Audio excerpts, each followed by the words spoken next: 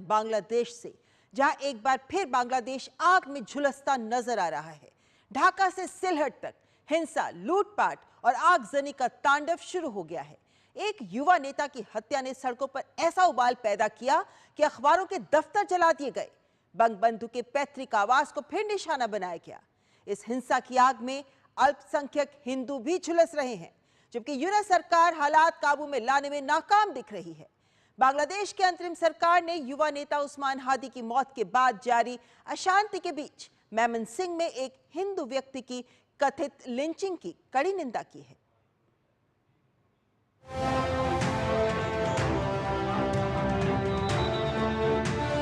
बांग्लादेश में 2024 में शेख हसीना सरकार को अपदस्थ किए जाने के बाद देश में अभी स्थिरता लौटी भी नहीं थी कि एक बार फिर ढाका की सड़कों पर लूटपाट, आगजनी और अराजकता का तांडव देखा जा रहा है।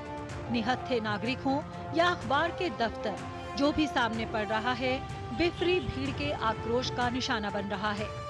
बांग्लादेश में ये आग एक युवा नेता की मौत के बाद भड़क उठी है। इंकलाब मंच के प्रवक्ता शरीफ उस्मान हादी को पिछले सप्ताह अज्ञात हमलावरों द्वारा गोली मारे जाने के बाद से ही उनके समर्थक उत्तेजित थे, लेकिन जैसे ही सिंगापुर के एक अस्पताल में उनके दम तोड़ने की खबर आई, यह गुस्सा लूटमार में बदल गया। हिंसक भीड़ ने एक बार फिर बांग्ला अस्मिता का प्रतीक माने जाने वाले बंगबंधु के पैतृक आवास को निशाना बनाया।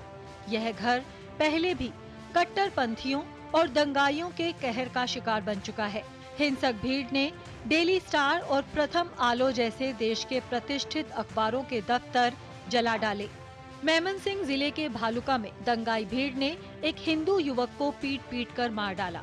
इतना ही नहीं, अत्याचार की हर हद पार करते हुए मृतक के शरीर को पेड़ से बांधकर आग लगा दी गई। विदेश मामलों की एक संसदीय समिति ने कहा है कि बांग्लादेश में मौजूदा स्थिति जटिल और परिवर्तनशील है। विदेश मंत्रालय ने समिति को बताया कि सरकार बांग्लादेश में अल्पसंख्यकों पर हो रहे हमलों को लेकर चिंतित है। इस बीच संसद में भारत बांग्लादेश संबंधों का भविष्य शीर्षक से रिपोर्ट में समिति ने कहा कि हालिया राजनीतिक घटनाक्रमों के व्यापक द्विपक्षीय संबंधों पर पड़ने वाले प्रभाव के संदर्भ में विदेश मंत्रालय ने स्पष्ट किया है कि भारत ने द्विपक्षीय संबंधों को इन घटनाओं के असर से अलग रखने के लिए हर संभव प्रयास किया है। कांग्रेस नेता शशि थरूर की अगुवाई वाली विदेश मामलों की संसदीय स्थायी समिति की यह रिपोर्ट बृहस्पतिवार को संसद में पेश की गई। This is clearly, orchestrated by those who are opposed to India. This is a way to ratchet up pressure and to appeal to the anti-India elements before the elections. Some of the elements within the ruling interim administration have followed this policy. We are very conscious that there are such elements running loose, and we hope that there will be some constructive action by the authorities to ensure that the fundamental interests of India are not harmed within Bangladesh, just as we will also take care to ensure that we are supportive of stability and peace and democracy in Bangladesh. This is a total mobocracy functioning in Bangladesh. It is not, first of all, it's not a constitutional government.